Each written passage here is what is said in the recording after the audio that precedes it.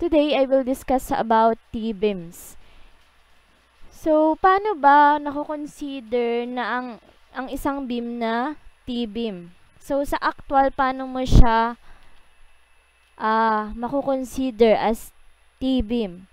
So, 'di ba karaniwan alam naman natin na yung T-beam is itsurang T, kaya nga tinawag na T-beam. Pero merong provision si code kung bakit or kailan tayo magko-consider na yung beam natin is considered as T-beam. So, kung makikita ninyo dito sa figure, halimbawa, 'di ba ito si beams natin? So, commonly naman yung design natin sa beam is rectangular. Pero, ang nangyari sa actual construction kasi nito, 'di ba may nilagay ng forma for beam and then may forms na din para kay slab. So, supposedly, si slab nakapatong dun sa beam natin. Ito yon yung slab. So, ang thickness niya is ito. So, ang nangyari kasi dito, mayroon ng form para kay beam, form para kay slab, and then sabay siyang binuhusan, all at once. So, meaning, mag-a-act siya as one. So, yung tinatawag na term na monolithic. Yung sa concrete pouring, sabay na binuhusan si beam at si slab. Therefore, nag-act siya as one. So, pero, ang design consideration is hindi naman yung kabuuang slab is tutulong na dun sa pag-carry ni beam ng loads. So, may portion lang. So, silipin natin sa design codes. So, ito yung figure. Ito yung, kunwari, yung front view. So, itong mga figure na to is, consider nyo ito yung beam. So, yan. Ito another beam. So, adjacent beam. And then, ito yung slab. So, may tinatawag tayong interior beam and end beam. So, interior beam, ibig sabihin, nasa loob. May in-between siya ng dalawa pang beam. So, ibig sabihin, ang interior beam natin dito is itong, so, lagyan natin ng numbering para ma-classify natin. So, si beam 1, beam 2, beam 3, and beam 4. So, dito, si beam 2 and 3 are considered to be the interior beam. And then, yung end beam naman natin is si beam 1 and B4. Since dito sa kaliwa ni B1, wala nang beam, another beam, and then sa kanan naman ni B4, wala na ring beam. So, considered as end beam siya. So, una, tingnan natin yung design consideration for interior beam. So, sabi ni NSCP, to determine BF, or yung BF natin is the effective flange width. So, I hope familiar na kayo sa term na flange, and then yung web, 'di ba, na encounter nyo na rin sa steel design. So, ito kasi si effective flange width. So, as you can see here in the figure, so, ito yung kukonsider nating tutulong dun sa rectangular beam natin. Mag-a-act as one to resist ng anong load. So, i-determine natin kung ilan yung amount nung effective flange width. So, yung magiging value daw niya is manggagaling dito sa tatlong condition na to. So, B sub f is the smallest of these three conditions. So, meaning, B sub f shall not exceed with the following values. Ano shall not exceed? So, less than or equal lang siya sa values na to. So, ano ba yung condition 1? Ano ba si L over 4? So, yung L natin stands for the length ng beam. Ano? Length of beam or yung span niya. Ano kung gaano siya kahaba. Ano? So, kung magpuproceed tayo dun sa example natin,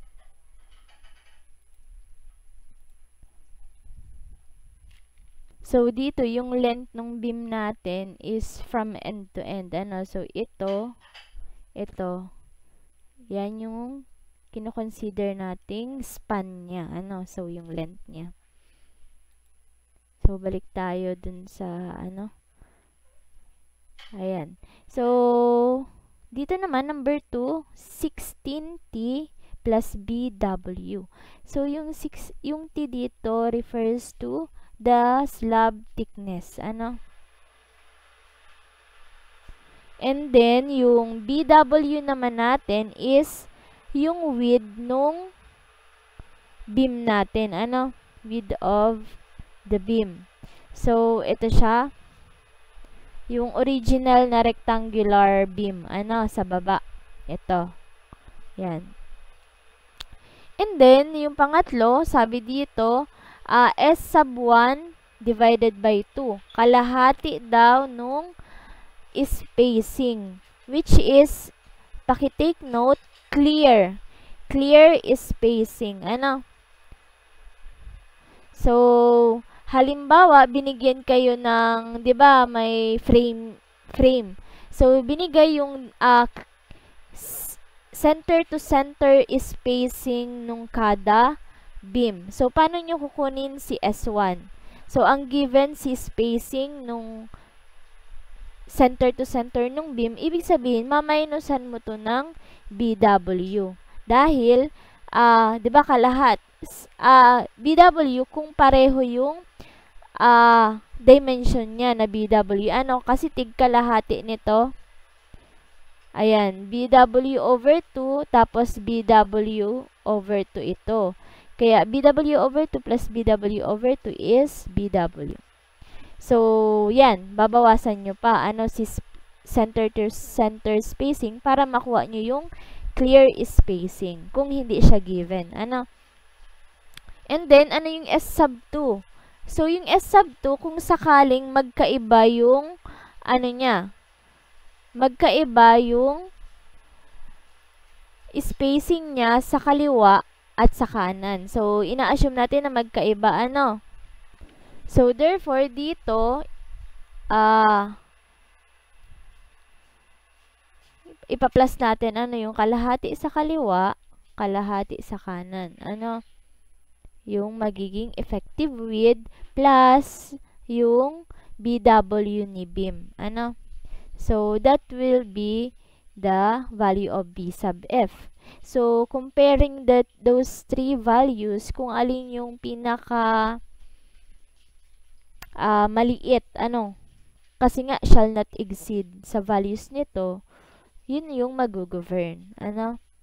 So, bakit natin nagpa-plus BW tayo dito sa dalawa, pero dito hindi? Sa number 1, sa condition 1. Bakit hindi nagpa-plus BW? Kasi dito, sakop na niya yan. Ito na yung kinoconsider niya kabuuan.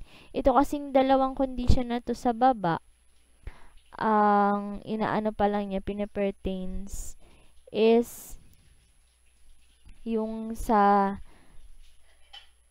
hindi pa included si BW. Katulad nito sa spacing, 'di ba? Clear spacing siya, so outside pa siya nito. And then i-compare natin, So, hindi ko na binasa yung sa, yung sa NSCP. Ginamit ko na lang tong mga symbols na to, para hindi na kayo magbasa ng mahaba pang mga, specification. And then, pagdating naman dito sa end beam, so ano naman daw yung kay end beam?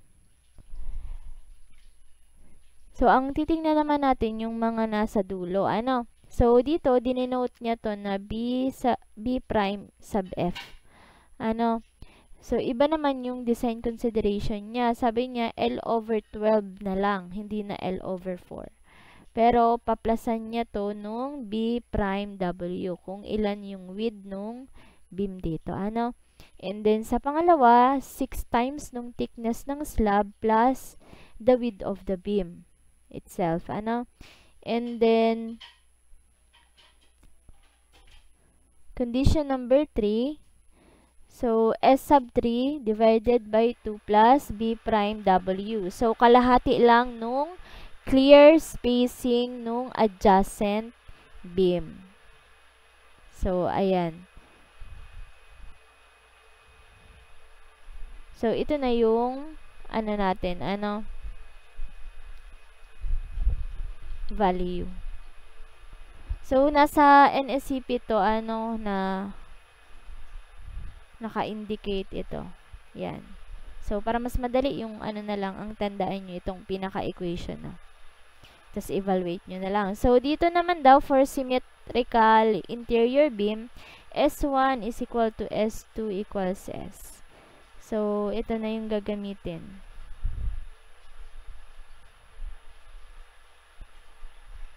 Yan. So, dito, nawala na yung kung symmetrical kasi yung interior beam mo, meaning yung S1 is equal to S2.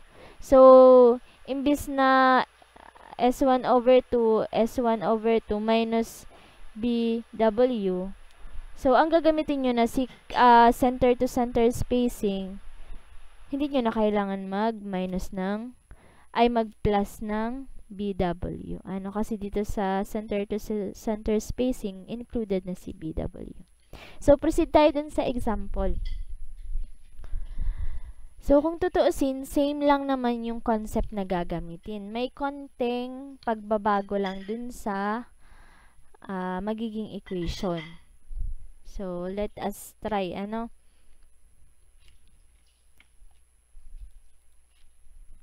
So, ito yung problem natin.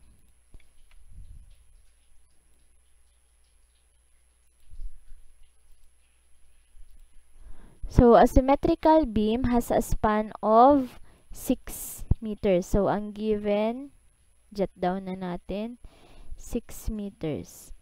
And then, yung width of web, ibig sabihin, ito si B sub W na 250. And then, yung slab thickness, which is T, equal daw kay 130.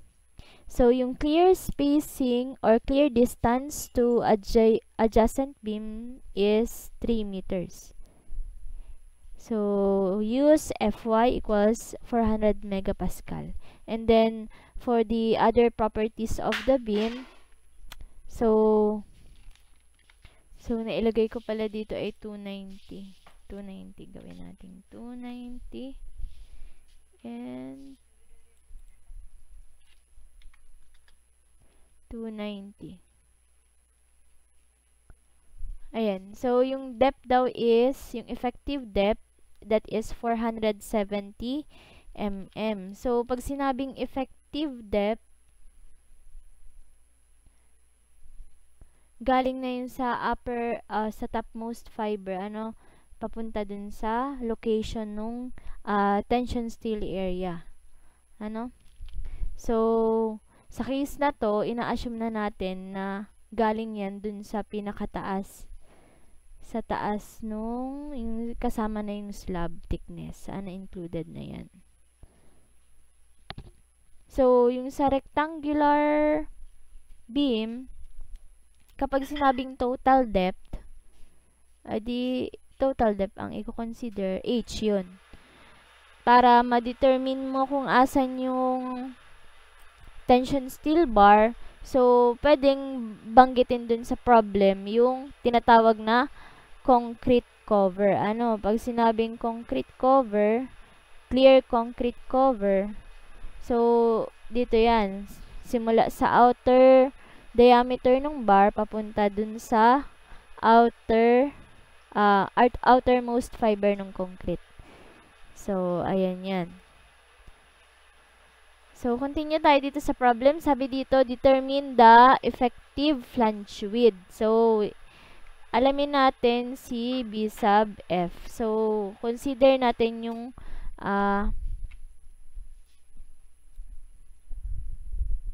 provisions, code provisions. So, dito, hindi siya binanggit na interior or exterior, end beam. So, i-assume na lang natin na interior siya since may nabanggit ditong may adjacent beam. So, consider natin tong case na to. So, sa number 1, we have L over 4. So, yung value nung span natin na 6 meters. So, gawin natin in mm, divide 4. That is 1,500 mm. And then, sa pangalawa, we have 16T plus BW. So, this is equal to 16 times 130 plus B sub W na 290. So, i-compute natin, we have, that is equivalent to 2,370 mm. And then, yung pangatlo naman is S1 over 2 plus S2 over 2 plus BW, or gamitin natin to since symmetrical naman siya, yung center to center spacing na nung beam natin. That is equivalent to 3 meters. So, 3,000 mm. So, yung B sub F na mag-govern is yung smallest value. That is 1,500. So, ito na yung effective width natin. So, pag-determine naman natin nung ultimate moment capacity, so, same lang. Dun sa mga binigay kong process or steps in solving singly reinforced beam. So, ibahin naman natin yung tanong. Lagay natin is determine the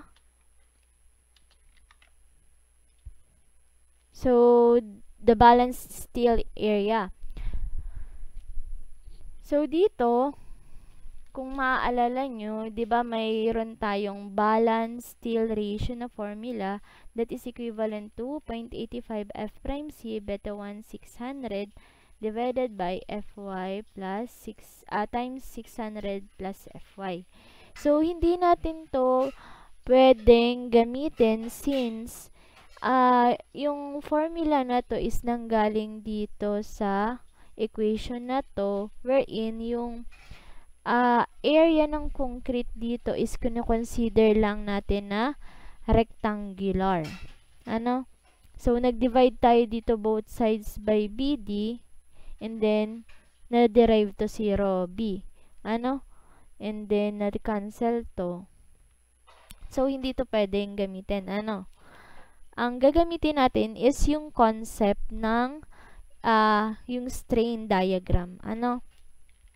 So, kapag ang design consideration mo is balance condition, so, sabay mag-yield, marireach ni concrete yung 0.003 na maximum usable strain niya, and then, kasabay nun, si steel din naman is marireach niya yung strain wherein equal siya dun sa Fy over E, that is 200,000, wherein mag-yield siya. Ibig sabihin, mag-yield si steel at the same time, marireach ni concrete si 0.003. So, madiderive natin yung relationship nung nung strain dun sa value nung C natin, which is yung value ng C, nilagyan natin ng sub B, Meaning, ito yung value ng C for balance condition. Ano? So, manggagaling lang to dun sa ratio and proportion natin na C over D is 2.003 over 0.003 plus Fy over 200,000. So, pag sinimplify ito, we have 600D over Fy plus 600. So, substitute lang tayo ng values. We have 600. Ano ba yung value ng D natin? That is 300. So, divided by, yung Fy naman natin is 400. And then, plus 600. This is equal to, so the answer would be 180. So, kung ako sa inyo, i-store ko na yung mga values na lagi kong ginagamit. Ano? So, yung katulad ng values ng D, ng F, i-store ko na sa letter D and F.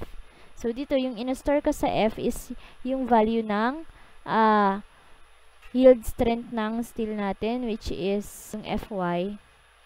So, yung sagot natin is C is 180 mm.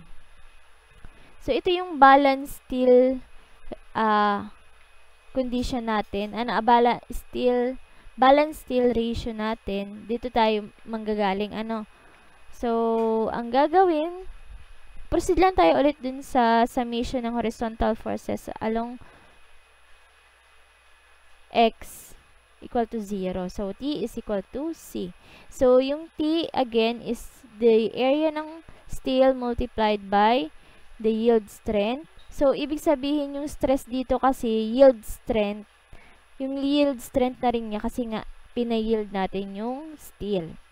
And then, yung sa compressive strength naman ng concrete, we have 0.85 F prime C. Ano nang mangyayari kay AB?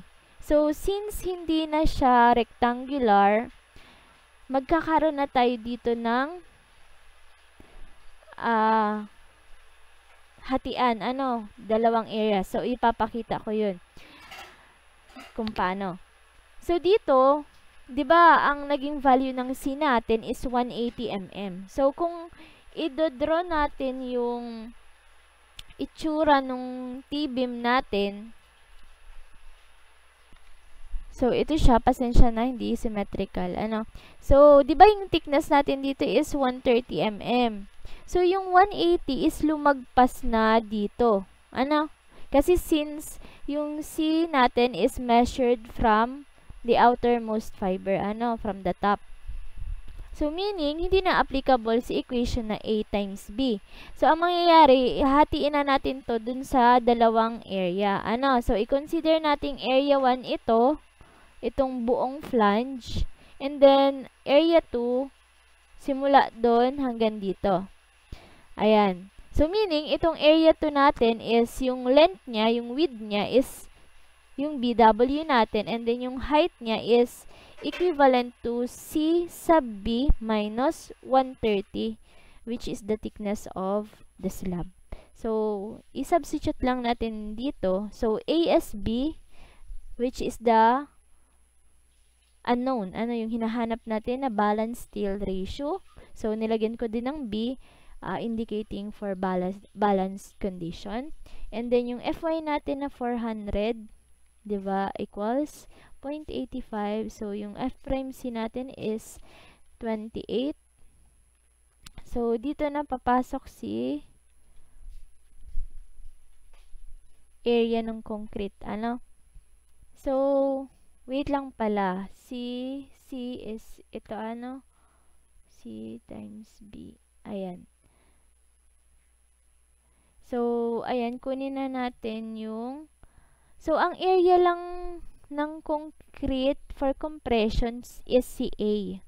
So, kunin muna pala natin CA. So, 180 times beta 1. That is equal to 153. So, in-store ko na sa A value.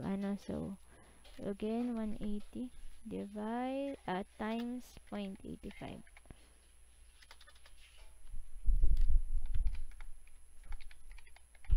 Ayan, 153.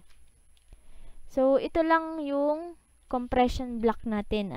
So, lagpas pa din siya, hindi dapat si C, si A lang. Remember, si A is the, yung pinaka-area na magre-resist. So, yung C is location lang kung asan si neutral axis. Ito talaga yung under compression. Si A. So, ang mangyayari, area 1 would be equal to, yung width natin na gagamitin? Ang width natin is yung nakuha nating effective flange width na 1.5, and then yung thickness niya na 130. Plus, yung area 2, that is, so yung width naman niya is si BW na 290 times yung A natin minus yung thickness ng slab. So, be careful, wag yung C ang gamitin, yung A pa rin. So, this value is equal to 153 minus 130. So, makukuha na natin yung value ni balance steel ratio. So, yung balance steel ratio natin is equivalent to 3074.37 mm squared. So, ayun na, that is the final answer. So, halimbawa, ang pinagamit sa atin is 25 mm diameter bar. Ilan ba yung kakailanganin for balance condition? So, ang sagot is 6.26. That is 7 also. 7 bars. So, ganun na lang naman yung pag-compute. Same lang kapag pinapahanap yung nominal moment capacity. Una, i-identify kung singly reinforced. Kung i-identify mo yung ultimate moment capacity ng beam, i-identify mo kung nag-yield yung given na steel area or hindi. Saka ka magpo-proceed sa T equals C. Kapag naman ang hinahanap is yung amount ng steel for tension reinforcement, so i-determine mo muna yung capacity niya for singly reinforced. So, i-compare mo yung given MU dun sa value ng M N max natin, yung VMN max, and then pag less than siya dun, singly reinforced, and then kapag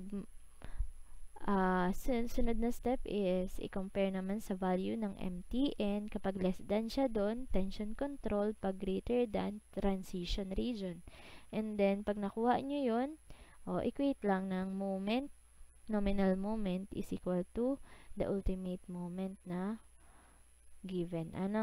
So, ganun lang naman, same process pa rin siya.